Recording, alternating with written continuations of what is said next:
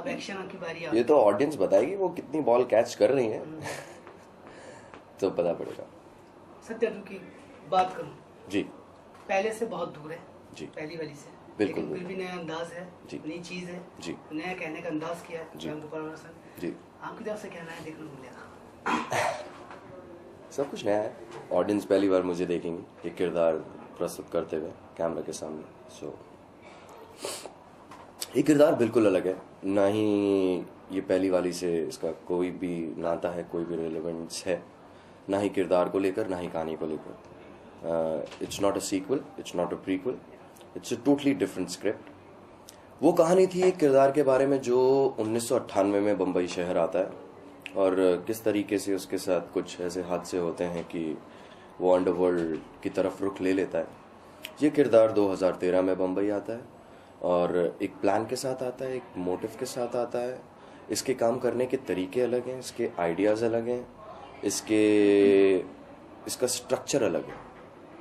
हाँ, ये पुराने डॉन्स की तरह जाके किसी को खुद नहीं मारता है। Is a mastermind, basically a corporate kind of gangster you can call him. So और इसकी जर्नी, ये क्या अचीव कर रहा है और किस तरीके से अचीव करता है, ये इस किरदार की कहानी है। इस किरदार का जन्म कैसे हुआ, क्यों दिमाग ये जन्म रामू जी के दिमाग में हुआ था। उन्होंने बहुत ही उम्दा और बहुत ही बेहतरीन किरदार लिखा है।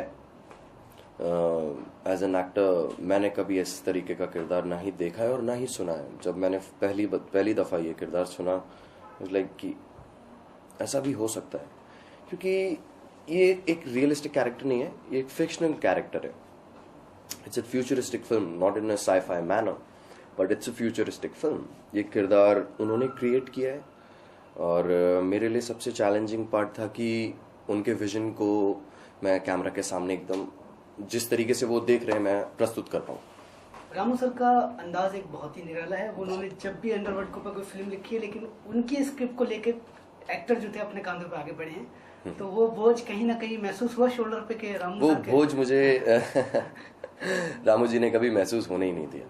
He's such a great director, he's a genius, you know, in that terms. Challenging role है जी, और अंदाज आपका है, अंदाज में लुक भी आपका ही है। नहीं। रामू सर की आंखों से देखा हुआ किरदार आप कर रहे हैं। ये सब कुछ उनका विजन है। उन्होंने लिखा है, उनके दिमाग में एक स्पेसिफिक लुक था, तो हमने वो लुक उन्होंने मेरे ऊपर डाल के और मुझे कैमरा के सामने प्रस्तुत करके बोला कि तुम करो। अच्छा, अंडरवर्ल्ड के बारे में कितनी नॉलेज है आपको? अंडरवर्ल्ड उस दौरान में था, 1997 से 2005 के बीच में। सबको पता है कि क्या हुआ था और किस तरीके से अंडरवर्ल्ड काम करता था। अब 2013 में technically on papers underworld doesn't exist. So ये स्टोरी उसी बेस पे है कि this guy is going to come and reinvent the underworld. So basic जो भी अंडरवर्ल्ड, मैंने कभी किसी को मारा नहीं है हकीकत में। ये नया आतंकवाद कैसा होगा? ये आपको देखने को मिलेगा 25 अक्टूबर आपके सिनेमा नजदीकी सिनेमा घरों में। अच्छा, दो खूबसूरत बालाएं आपके साथ हैं। जी हाँ, अनायका और एक आराधना जी। किस तरह की केमिस्ट्री है आपके साथ? बहुत ही, दोनों ही फीमेल प्रोटैगनिस्ट बहुत ही उम्दा है। सॉरी, बहुत ही अच्छा काम किया उन्होंने। Anaika, she is playing a love interest, she is opposite me. And Aradhana ji का भी कैरेक्टर बहुत ही अच्छा है फिल्म के अंदर। वो किस तरीके से स्टोरी को आगे लेके जाता है, they are part of the stories. इस तरह की फिल्में जब भी आई हैं अंडरवर्ल्ड के ऊपर, तो म्यूजिक का बहुत बड़ा स्कोप रहा है। म्यूजिकली बहुत बड़ी हिट हुई है, चाहे वो कंपनी हो, चाहे वो सत्या हो। जी जी जी। इसका भी म्यूजिक ना, love each and every song of the film. 2 गाने संजीव जी, दर्शन जी ने दिए हैं, 2 गाने, एक गाना स्पेक्टर ने दिया है और 2 गाने रोमांटिक सॉन्ग्स वो भी उन्हीं के हैं। इस किरदार को करने के बाद कहाँ देखते हो अपने आप को? I want to do each and everything, you know, as an actor. मैं हर तरीके के किरदार निभाना चाहता हूँ, चाहे वो सुपर हीरो हो, चाहे वो एक रोमांटिक बॉय हो, चाहे वो एक एक्शन फिल्म हो। So I want to do each and everything as an actor. Bollywood में जब कदम रखा आपने जी। तो कोई ना कोई तो ऐसा आइडियल होगा जिसे देखकर आप कहते होगे नहीं भाई मैं भी कुछ इसी तरह करूंगा लेकिन अलग करूंगा। नहीं, ऐसा कोई भी नहीं है। मैं अपने काम को बेहतरी से कर पाऊँ, बस मेरा वही फोकस है। सत्या 1 बहुत बड़ी हिट हुई थी, ये जी। उसका रामू सर ने कहा बहुत अलग है, लेकिन फिर भी कहीं ना कहीं ऑडियंस दिमाग में सत्या रख के चल रही है क्योंकि सत्या 2 का सीक्वल है। जी जी जी, तो बिल्कुल। फिर भी ऑडियंस से क्या कहना चाहेंगे, किस पॉइंट ऑफ व्यू से आके वो इस फिल्म को देखे? ये इस किरदार, इसकी यूएसपी मैं कहना चाहूँगा, ये किरदार है जो मैं प्ले कर रहा हूँ, सत्या। पूरी कहानी इसके इर्द गिर्द है, तो definitely they gonna to like it. So just for that reason, for this character what has been created by Mr. Ram Gopal Verma. It's a brilliant piece of character. Ramu sir के अगर हिसाब से बात करें तो उनके कहने से कि आप किरदार को जी रहे हैं, लेकिन आप कितना सेटिस्फाइड हैं अपने किरदार से? ये किरदार उन्होंने लिखा है, वो हैप्पी हैं। If he is happy with the kind of work I have done, so I'm happy. मैं उनके अकॉर्डिंगली काम कर रहा हूँ एज एन एक्टर। जब पहला कैमरे पे सीन दिया तो रामू सर ने या किसी ने भी सेट पर या कहीं से भी पहला कॉम्प्लीमेंट क्या मिला कि भाई छा गए या फिर बेस्ट था?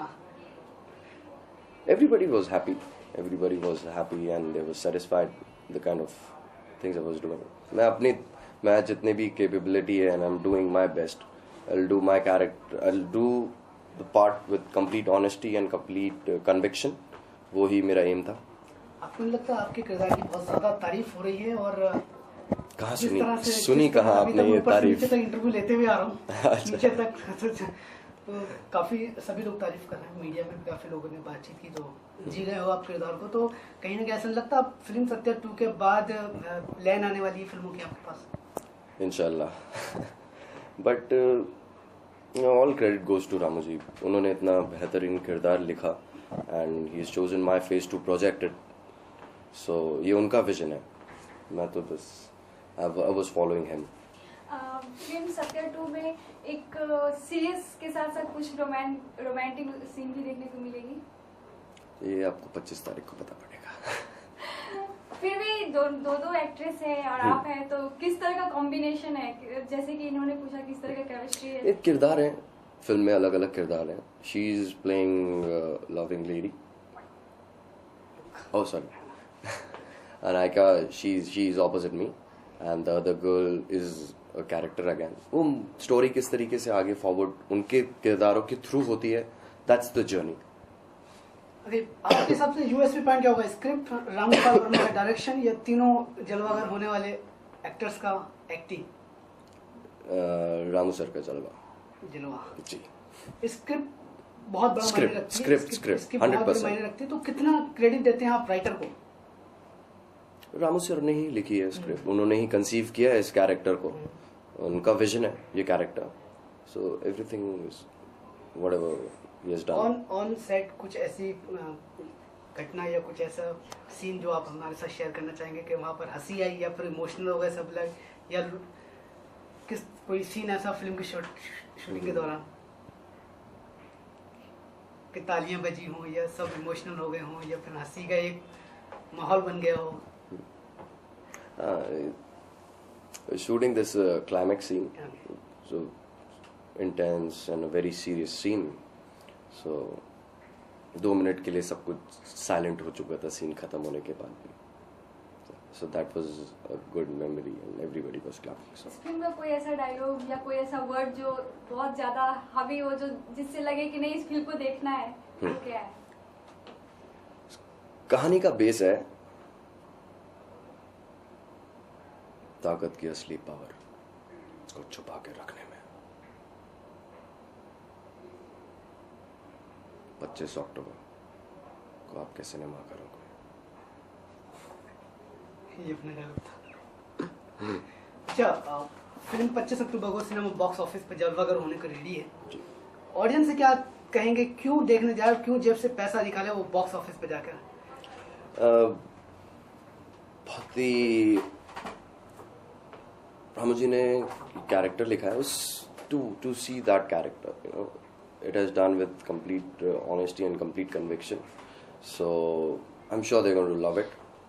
That's the thing.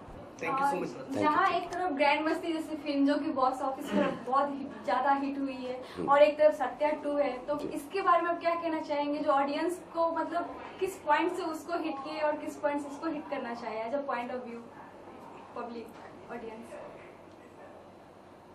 A totally different subject, you know. Satya 2 एक सीरियस ड्रामा है, सीरियस इंटेंस ड्रामा है, एक किरदार के बारे में है, और ग्रैंड मस्ती वो टोटली डिफरेंट जॉनर की फिल्म है. So I don't think so there is any comparison between these two films.